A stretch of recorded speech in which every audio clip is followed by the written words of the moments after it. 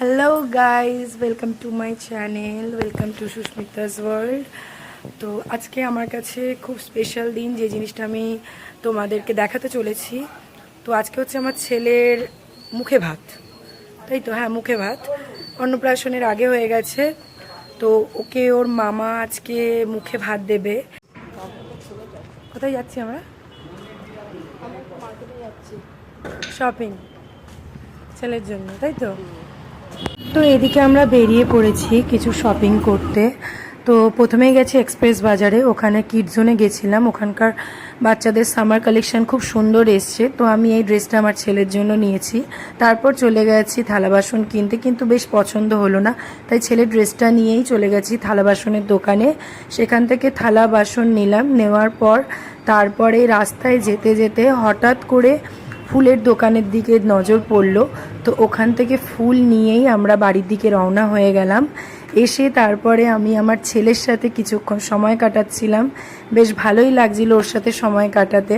তোমরাই দেখো আমার সঙ্গে কিরকমভাবে সময় কাটায়। এটা আমপুদ মারতে বলিনি তোকে আমি।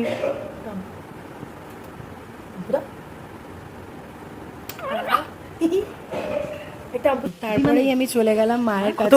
এই গরমের মধ্যে মাকে রান্না করতে দেখে আমার সত্যি ভীষণ খারাপ লাগছিল। তুমি এখন যাই হোক, নাতির মুখে ভাত বলে কথা, তো তাই জন্য মাও রান্না করছে। আর ওইদিকে মাসি শপিং করে এসে একদম তুমি সব কাটাকুটি ডিপার্টমেন্ট নিয়েছো আর মা নিয়েছে রান্না করার ডিপার্টমেন্ট, তাই তো? দুজনেই একদম ব্যস্ত হয়ে উঠেছে।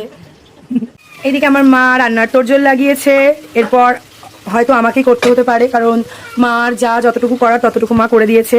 আর এরপর আমাকে বলছে যে তুই রান্না করবি, তো এরপর একটা আমি করব।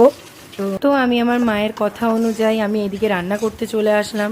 তো আমি বসিয়ে দিয়েছিলাম একদিকে পোলাও আর একদিকে দই কাতলা। আমার তো ভীষণ ভালো লাগে, তোমাদের কেমন লাগে? তো যাই হোক, তারপরে আমি 7 রকম ভাজা দিয়ে ছেলের থালাটা সুন্দর করে সাজিয়ে রেখেছিলাম।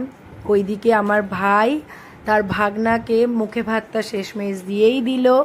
তো তোমাদের যদি এই ভিডিওটা ভালো লেগে থাকে তো অবশ্যই একটা লাইক করে দিও আর সাবস্ক্রাইব করে দিও। চলো টাটা, বাই বাই।